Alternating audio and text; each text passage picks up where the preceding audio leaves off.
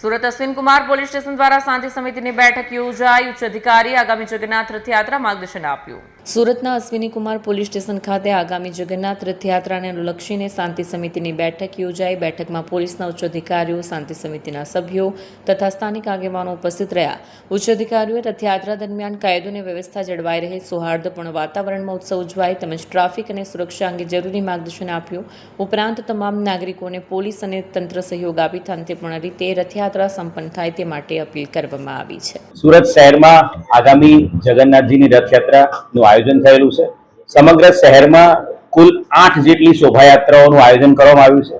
ખાસ કરીને વરાછા વિસ્તાર, અશ્વિની કુમાર પોલીસ વિસ્તારમાંથી નીકળનારી ઇસ્કોન મંદિરની જે રથયાત્રા છે એ 6 કિલોમીટર જેટલી રથયાત્રા છે અને આ રથયાત્રાની સાથે સાથે મૈધરપુરા, એની સાથે સાથે ઉધના, કુલ સેક્ટર 1 વિસ્તારમાં 4 રથયાત્રાઓ નીકળનાર છે.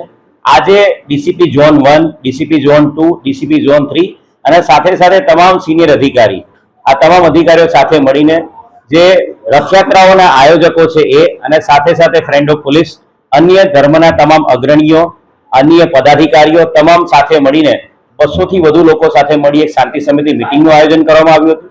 અને આ શાંતિ સમિતિ મિટિંગમાં રથયાત્રાના સુચારુ આયોજનના ભાગરૂપે ચર્ચાઓ કરવામાં આવી હતી અને ખૂબ જ સરસ આયોજન સમગ્ર સુરત શહેરની તમામ 8 રથયાત્રાઓમાં ખૂબ જ સરસ રીતે આયોજન કરવામાં આવ્યું છે. પોલીસનું તમામ રથયાત્રાના આયોજકો અને તમામ અગ્રણીઓ સાથે ખૂબ જ સરસ ટાઈઅપ અને લાઇઝનિંગ થઈ ગયેલું છે. રથયાત્રાના રૂટ ઉપર પોલીસ દ્વારા તમામ જગ્યાઓ ઉપર મૂવિંગ બંદોબસ્ત, સ્ટેટિક બંદોબસ્ત, ડીપ પોઈન્ટ બંદોબસ્ત, ધાબા પોઈન્ટ બંદોબસ્ત તમામ જગ્યાએ લગાવવામાં આવનાર છે. આની સાથે સાથે રથયાત્રામાં પોલીસ બોડી વન કેમેરા સાથે સજ્જ કરીને એને તૈનાત કરવામાં આવશે. સાથે સાથે વિશ્વાસ પ્રોજેક્ટ અંતર્ગત માનનીય નાયબ મુખ્યમંત્રી હર્ષ સંઘવી સાહેબના માર્ગદર્શન હેઠળ જે વિશ્વાસ પ્રોજેક્ટ અંતર્ગત સમગ્ર ગુજરાત રાજ્યમાં જે સીસીટીવી કેમેરા લગાવવામાં આવે છે એ અનુસંધાને સુરત શહેરના કમાન્ડ એન્ડ કંટ્રોલ રૂમ દ્વારા સીસીટીવી કેમેરા દ્વારા પણ તમામ રથયાત્રાનું સુપરવિઝન કરવામાં આવશે. એની સાથે સાથે જે સોશિયલ મીડિયા છે એનું મોનિટરિંગ કરવા માટે પણ સ્પેશિયલ ટીમ સાયબર ક્રાઇમમાં તૈનાત કરવામાં આવી છે.